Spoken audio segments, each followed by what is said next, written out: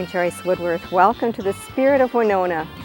Today we're in Gilmore Valley at the house of Richard and Rose Cowles. This home actually has quite an interesting history, as it was once a country schoolhouse for Winona School District. It closed as a school in 1968 and sat empty for a few years until the Cowles bought it and turned it into a lovely country home.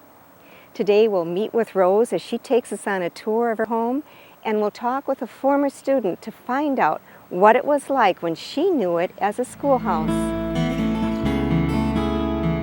Gilmore Valley School began in the late 1800s as a typical one-story schoolhouse at the end of the valley. In 1899, Charles Burglar built a two-story farmhouse on the side of the bluff in Gilmore Valley with a beautiful front porch.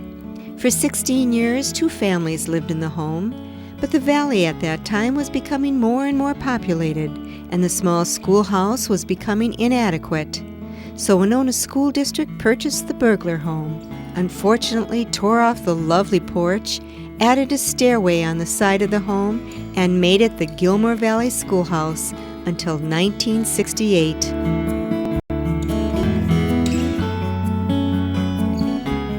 Richard and Rose Cowles bought the schoolhouse several years later.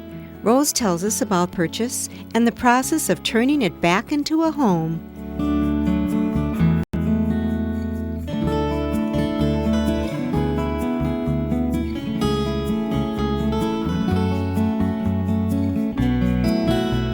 We came to Winona in 1972 when my husband got a job at St. Mary's University, and he called me. We were living up in the Twin City area, and he called me to tell me about this place that he had found out in the country, and when he described it to me, I said, "Let's do it." You know, it was exactly what we wanted. We wanted to work on something and renovate a piece of property.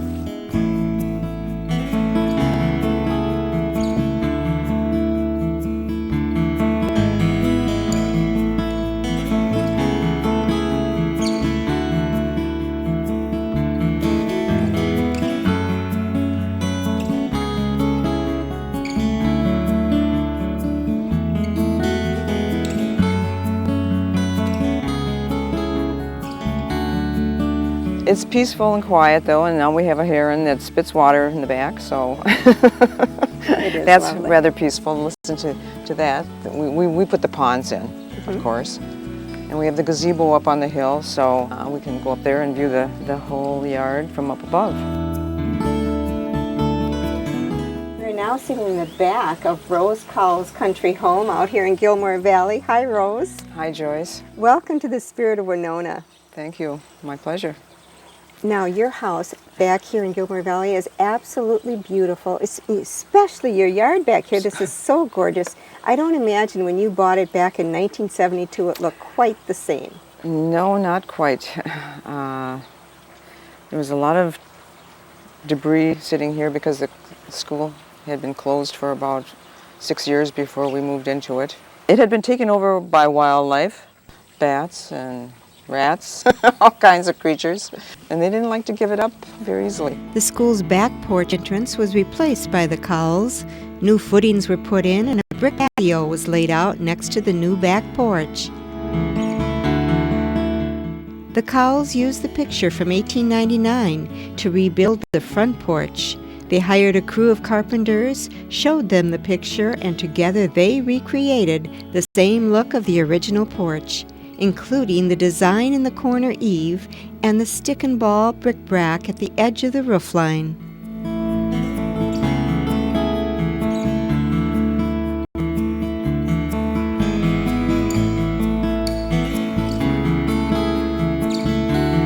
I imagine the students came in the back entrance here because the back entrance led to a cloakroom, and there were hooks and everything, and there was even a water fountain in the floor, even though there was just a crawl space underneath it, and we converted that to our family room.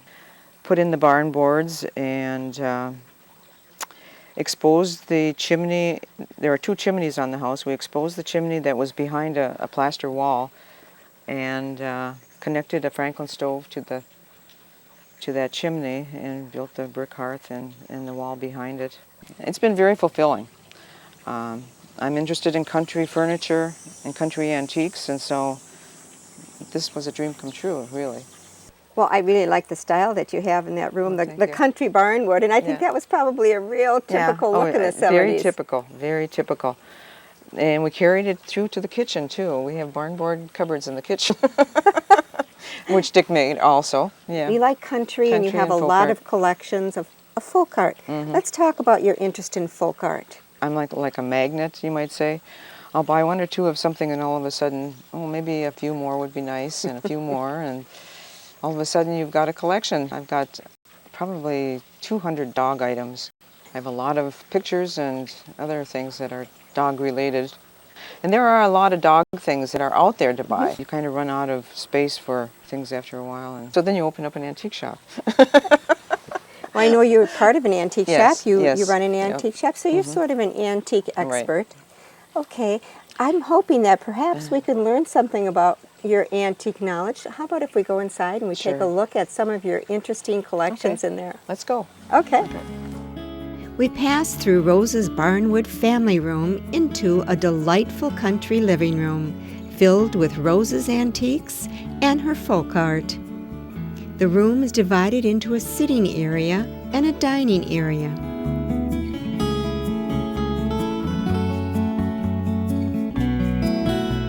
From this space, we look back at the cozy sitting area and imagine a room full of students. In this very spot, children from Gilmore Valley gathered for 53 years to receive their elementary education. We're standing now in Rose Cowell's living room, which actually once was one of the classrooms in the old schoolhouse. And Sherry Eddie Krueger has joined me today, and she's going to tell us what it was like to go to school here, because she went from kindergarten all the way to 6th grade in the schoolhouse. That's right, Joyce, I did. And it was a lot of fun. Families from all up and down the valley were here. Actually, right where we're standing was the main classroom when the first school teacher was here, because she lived upstairs. And her name was Miss Straight, and she had been here quite a while. I think she was an elderly gal. The main teaching table was up in the front of this room, and all the classes sat in their respective rows behind me. When it was, say, the second graders' chance to come up and learn from the teacher, they would empty the row and come and sit around the teacher's table. Frankly, we all learned a lot by osmosis, because we heard all the lessons that were going on before us in the grades above or below. That is how the classroom itself was structured, with the rows. And there was a kindergarten room that was over here where Mrs. Cowell's kitchen now is. It did have a wider arch to the doorway, and it was a combination library as well. But that is where the kindergartners spread a little blanket down and napped during their rest period. So kindergarten started out there in Rose Cowell's kitchen. And what grades were here? First through 6th grade, when I first started. So each one had their respective row. Then when I was in 3rd grade, the teacher retired that lived upstairs. And so they renovated the upstairs and took out the bedrooms and left one room for an office, and the rest was primarily one large room like this as a classroom. But there was also a back room, which then they moved the library to. So they kind of did a little juggling of sorts. And then the 3rd through 6th grade went upstairs, and the kindergarten through, 4th through 6th grade went upstairs, and the kindergarten through 3rd stayed down here. How many students attended this school? I think there was probably any given time 30 to 36, because there were 6 rows, 1 through 6th grade, and I don't think there were more than 6 to 8 in each row. The shorter row would get against the wall there, the window, because it wasn't as long of a row. You couldn't, But in the winter, of course, we would push all the desks to the sides of the room and square dance in the middle here, fun. because it was a winter activity, and we would read Laura Ingalls Wilder books, and the teacher would read them to us at our lunch hour while we ate our lunch, or Nancy Drew or the Bowery Boys, things like that. But there's a room back there that was the coat room. So when you first came in, you would drop your coat on hooks back there, and it was so cold in the winter that we didn't need to put our milk in a refrigerator. We just left it sitting on the floor, and sometimes our sandwiches would even be frozen. I mean, it was just a very, very cold room. And, you know, upstairs, she had an office with a mimeograph machine, you know, because copying, there weren't Xerox copiers back then. And so if you were a teacher's pet, you got to go up and mimeograph off the number of copies needed for each grade. That was a big treat. I bet you were up there a lot. Oh, yeah, well, I was up there a fair amount, yeah, actually. Okay, Yeah. so it sounds like you really had a fun time going to school here. It was great. It was great. You know, they had a playground out here with a swing, and I'll never forget that a little boy that I liked at the time, I had my dress on, my favorite dress, and I went up the slide, and I was waving down at him. Well, as I took off to go down the slide, the hem of my skirt got stuck on a bolt at the top of the slide and launched me over, and there I was hanging with my skirt over my head, you know, from this slide, and my little boyfriend was down there laughing. You know, so there were all sorts of memories here. Oh, yes, that's a good one. Yeah, and the time my brothers made me lick the metal railing out there in the middle of February, you know that one. You know how that works. Oh, yes. Someone came, I hope, and poured water on your tongue to let it free? No, I think I ripped it off. Yeah, it was bad. It was bad. But such are the things that you do when you have to make your own, you know, fun. That's true. That's the way it was back then. Have you remained friends with any of the students that you went to school with? Yes. Yes. Excellent. In fact, some of them I graduated from high school with. My brother has maintained close friendships with them. In fact, many have talked about having a Gilmore Valley school reunion. Oh, fun. Because a lot of kids went here. And, you know, really, we're still all relatively close. When we see each other, it's not the, hi, how are you? It's the, hi, how are you? You know, Excellent. It's truly a bond. It's a bond. What do you think, Sherry, was the difference about your country school here in Gilmore Valley compared to the schools that the kids were going to in I town? think that one of the most different things is that we had a chance to be exposed to not just a different way of learning, but the outdoor environment as well. Cal Fremling, who still lives in Gilmore Valley, would come over and take us grade by grade up the hillside into the woods at springtime and show us all the spring flowers. We knew them all by name, by heart. You know, this is a fern, by the way, you can eat them, you know, that kind of thing. And so we learned a lot about the environment outside too, as well as, of course, getting along with each other and learning in a school classroom. You know, I really think it gave a wonderful foundation for the rest of my learning years, if you will. I mean, even into college. I can honestly tell you, I don't think I studied that hard even in high school. I really don't. I think that a lot of it, whether it was geography or whether it was history or whatever it is, I swear, I think I learned it here.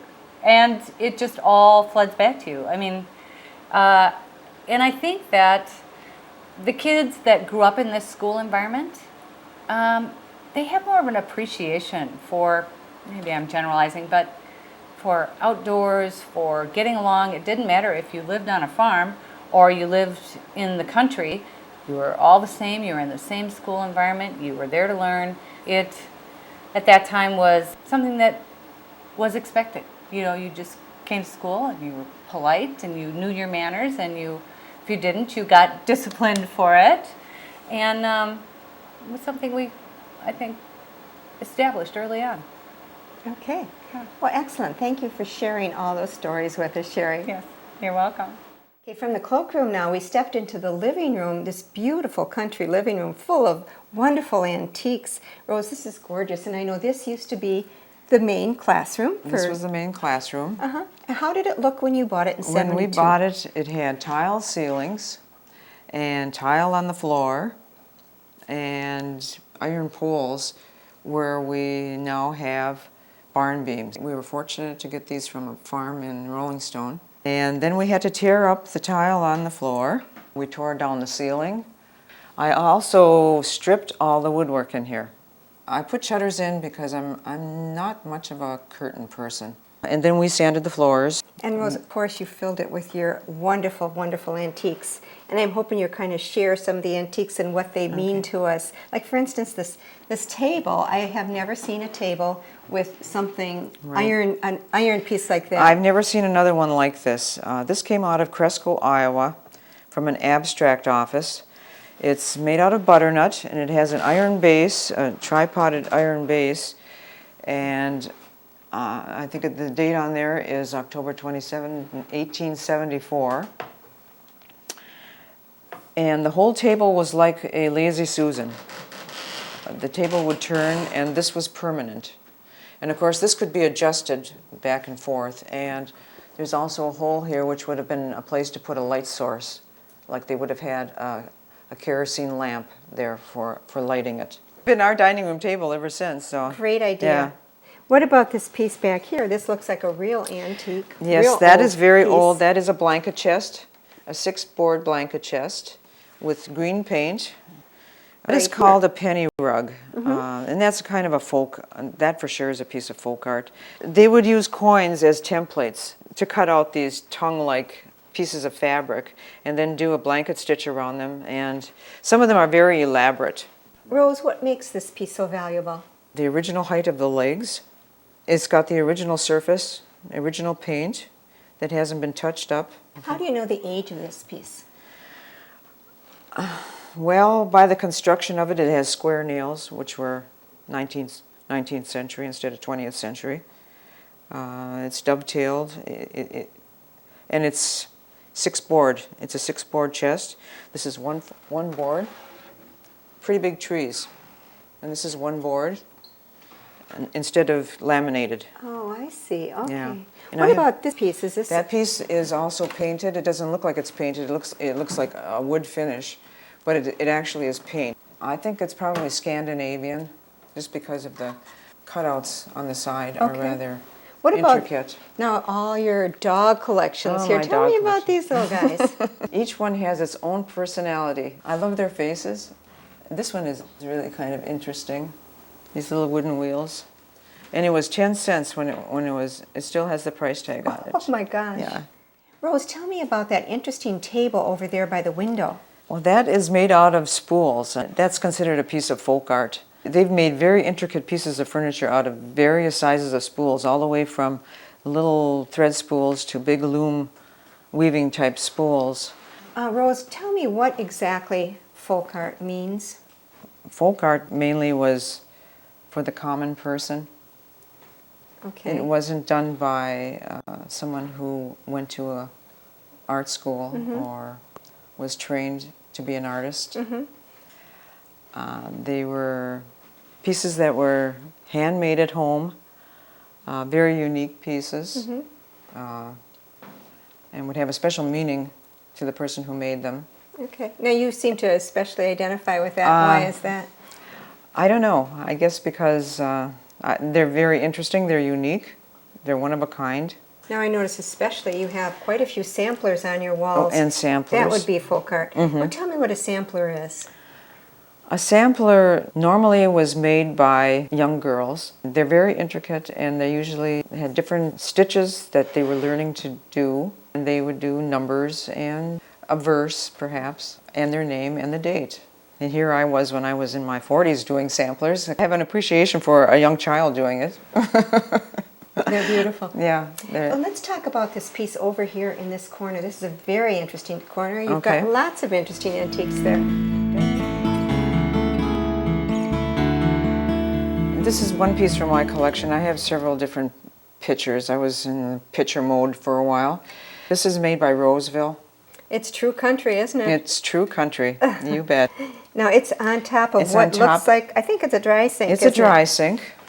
Tell us what a dry sink Probably is, Rose. late 19th century.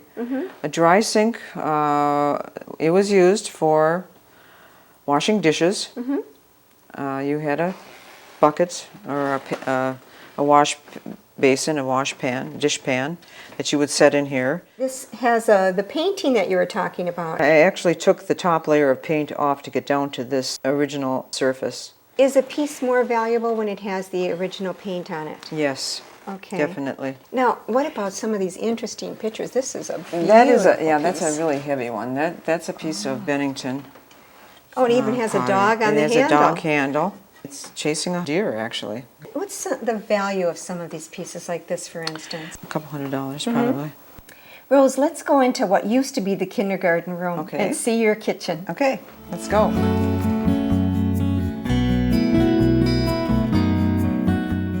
This is a real country kitchen. Right. The ceiling was in such bad shape because of all the walls that we tore out that we were so tired of tearing down plaster. We just decided to leave the ceiling open. My pot rack there is a corn planting wheel that the kids found out in a field across the road. And somehow or other we've got it hooked up there. Well, tell me about this light fixture. Okay. What's the little bell on top for? The little bell is called a smoke bell. This originally was an oil lamp. That smoke bell was to keep the black soot from getting on your ceiling. Looks like you have two oak cupboards here. Okay. Okay, this one looks like oak, but it really isn't. It is green painted to look like oak. It's probably, it looks like poplar to me, and it's done by hand. It's a special procedure where you use combs to remove a top layer over another layer so that you get the grain effect of the wood. And it's made to look like the top of this table, which is quarter sawn oak. It's like today's faux painting, isn't it? Exactly. Rose, what about this cupboard here? Now, this one does this have the grain painting as well? It is oak. It's just the way the finish mellowed with age. Thought it matched the dry sink so well. Even though I prefer pine, I prefer country stuff, but it's still country though. It's still pretty country. Rose, you did a beautiful job in here, and I love the way it goes outside to your patio. Yes, yeah. Okay, I like let's head upstairs now and take a Okay. look at what used to be one giant classroom. Okay.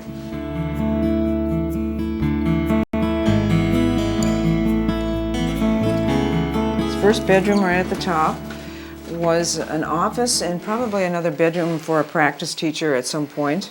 Oh, you have it filled with all your country folk art, I can see. Right. I love the quilt on there. Tell me about that quilt. The name of that quilt pattern is Robbing Peter to Pay Paul.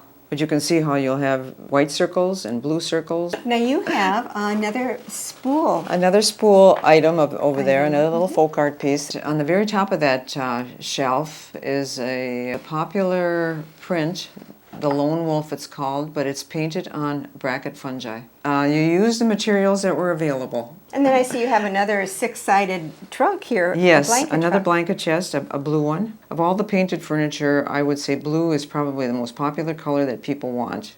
I love the old rocking chair. That must be very old. It is.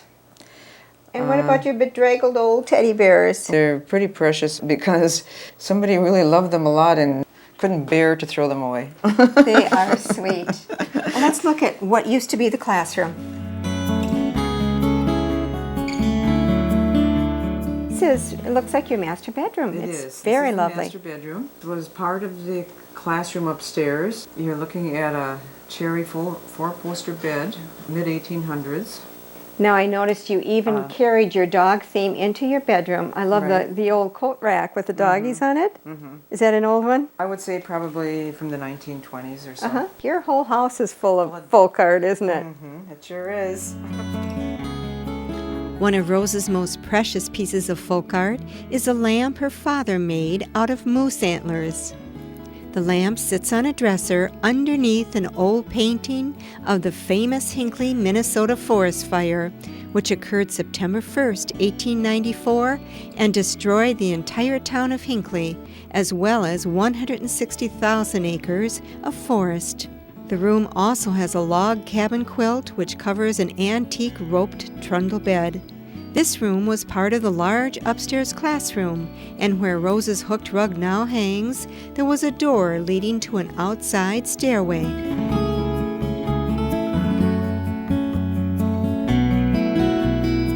At the opposite end of the upstairs is an original bedroom where the schoolmarm lived. Rose has put aside her folk art in this room and captured a more Victorian look. On the bed she has put a friendship quilt, which has signature stitchery radiating as flowers from flower baskets. This is where the school marm lived, right? Okay, and you put your special touches with your family photos. Now tell me about this one behind us. Well, that's me when I was probably about 3 years old, I'm thinking, 3 or 4. That is my husband's grandmother, and that is my mother in that corner. My mother said they took this picture of me when I was running away with a pencil in my hand. She has a little bit of a sneaky look on her face. Okay, well, Rose, I want to thank you so much for all your introductions of folk art for us, and also for the history of this wonderful old schoolhouse. It's been very fascinating. Well, thank you. And thank you for joining me today. Please join me again next week. Till then, enjoy the Spirit of Winona.